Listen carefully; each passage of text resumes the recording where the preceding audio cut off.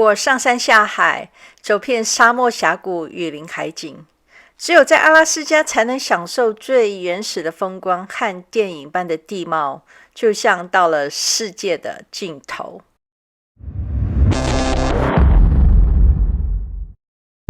我竟然错过了，刚刚那个冰原都没拍到。在这一期影片里，除了介绍邮轮走过的峡湾风光以外呢，还要分享我所犯过的错。不要你再犯，不要你后悔，因为很多人一生可能只有一次阿拉斯加。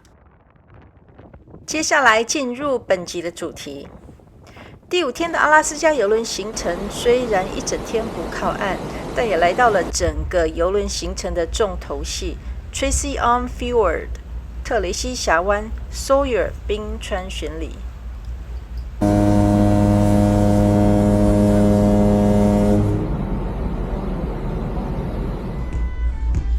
经过1夜的航行，邮轮在清晨6点钟开始进入特雷西峡湾。天空飘着细雨，但是水面倒是非常的平静。我专程设闹钟，早上7点上顶楼甲板拍到这样的景，真是超值，而且连空气都是清甜的。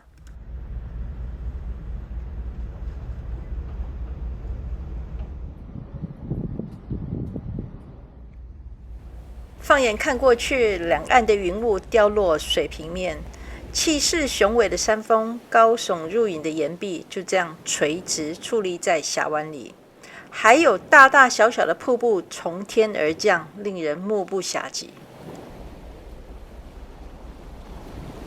邮轮行驶在峭壁环视的峡湾里，缓缓无声无息地划过海面，就像是一片被吹皱的碧绿，丝绸缎布，引人入胜。此情此景不禁让我想起李白的诗词：朝辞白帝彩云间，千里江陵一日还。两岸猿声啼不住，轻舟已过万重山。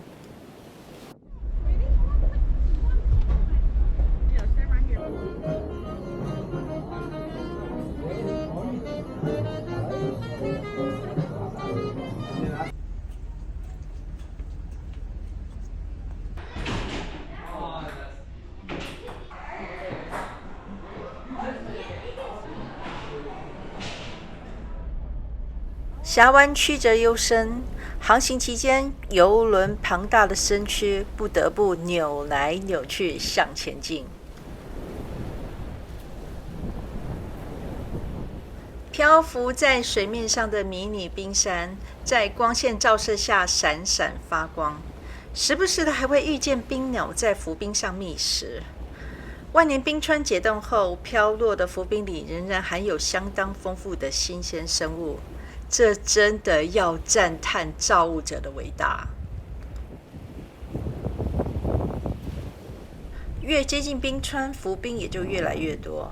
那千万别小看这海面上的浮冰，其实很多都是冰山。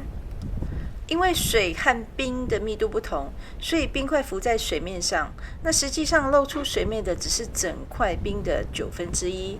这正是我们所谓的我们只看到冰山的一角。那据说在夏天的时候，峡湾里漂浮的浮冰有时候可以达到3层楼高。那想象水面下的浮冰有多大，想绕道而行都是危机重重。这让我不得不想起电影《铁达尼号》撞冰山的故事。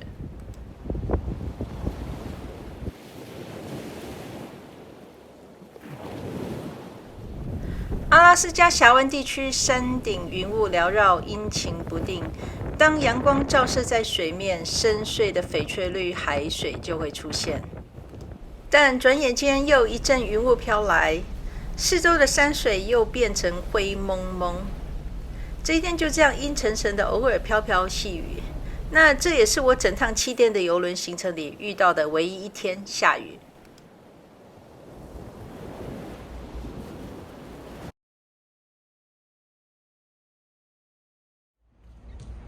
就在邮轮转了一个大弯之后呢，我发现在如此狭窄的航道里，中间竟然还有一个小岛。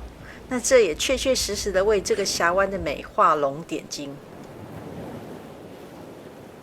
前面2座山的夹角处有一大片的蓝色冰墙，那就是 Sawyer Glacier 索野冰川，也是特雷西峡湾的尽头。远远望去，索野冰川看起来真的很像高山上冒出的火山蓝色岩浆。虽然人家说船头就是观赏冰川最好的角度，所以要尽量早起去卡位，但事实上邮轮会在冰川入口前360度的旋转1个小时，以确保船上所有的乘客可以完美无死角地欣赏冰川奇景。那这仪式就好像邮轮朝圣冰川面行大礼，完成几次自转后，照着原来的路线再缓缓地离开。因为在冰川前，峡湾的尽头非常的狭窄，那大型的邮轮无法回转掉头，只能停留在冰川的入口，所以想要更近距离的和冰川面对面，就必须转搭小船。在这峡湾的尽头，我要来向观众告解，抱怨一下我所犯的错。我不要你再犯，不要你后悔。毕竟很多人的阿拉斯加一生只有一次。首先我要抱怨的是，我后悔没参加小船游冰川。那其实一开始我还不是很在意，直到冰川巡礼后的那一天晚上，隔壁桌的阿伯跟我炫耀，他们搭的小船是如何路过一大片的冰山，然后目睹冰山轰隆隆的垮下来。船员还现场捞冰，让乘客摸摸那个万年冰块，再喝一杯加入万年冰川碎冰的玛格丽特。那当下我就只有两眼火冒，爱心竖起耳朵，仔细聆听他的历险记。这都是搭乘邮轮无法享受到的。那因为越靠近冰川，峡湾也就越窄，冰山浮冰也就越多，所以大型邮轮只能够停留在冰川2公里处，反而是小船可以直接行驶到冰川的前面，欣赏冰川本人。第二个错误就是，我不应该一直待在顶楼甲板。要用不同的视角来看冰山峡湾，高楼层可以拥有更好的视野，但是低楼层呢，比高楼层更能够近距离观察冰山浮冰。第三个错误，也是我最大的错误，我不应该在邮轮行大礼转圈圈那个时刻预约让专业摄影师拍照，而错过了近距离欣赏冰川的机会。那其实摄影师的风格和我们的预期有很大的出入。在这里我要先声明，我不是要哭泣评论船上人员的摄影技术，应该说是摄影前我们双方缺乏沟通。有些人喜欢人物照，就是人物占据版面大面积的那种。那有些人喜欢以人代景，就是那种人物小小的，在风景里可以衬托出山水峡湾气势的那种。而我个人就是喜欢后者，以人代景，秀出我是在阿拉斯加。很可惜，我们的摄影师所拍出来的照片全部都是占据版面1/2以上的人物照。看得出摄影师对我们照片的用心后置，那他还做成精美相本来展示给我们看。但这一天拍摄的那1个小时，正是邮轮最靠近冰川的高潮。